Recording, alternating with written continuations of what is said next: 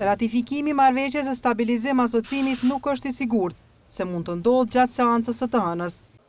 Për të ratifikuar kjo marrëveshje duhen 2/3 e deputetëve, mirë po 3 partitë opozitare ende nuk kanë vendosur sa do të marrin pjesë në këtë seancë. Ata do të takohen në mëngjesin e së hënës për të vendosur për këtë çështje. Këtë ka konfirmuar për Tribuna Channel Bilal Sherifi nga Nisma për Kosovën.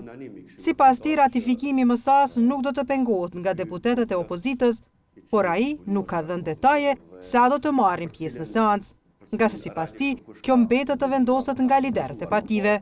Për shkak të rëndësisë nuk do të bllokojmë seancën. Të hënën drejtuesit e partive opozitare do të japin detaje rreth qëndrimeve të përbashkëta në lidhje me MSA-n, ka thënë Bilali.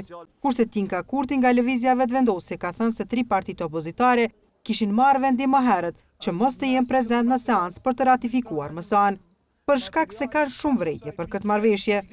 Por sipas saj, pjesëmarrja në seancën e deputetëve është duke u diskutuar.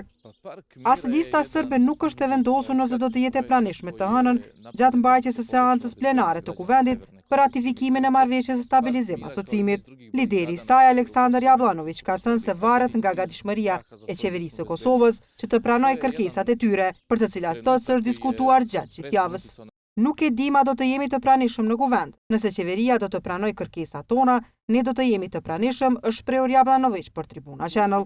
Për këto kërkesa nuk ka dashur të flasë zëvendësministri i administrimit të pushtetit lokal, Bajram Gecaj, duke u shprehur i bindur se të hënën do të ratifikohet marrëveshja. Kërkesat e tyre do të zgjidhen, nuk e di pse po e bëni kaq të madhe në medje, është shprehur Gecaj përmes telefonit.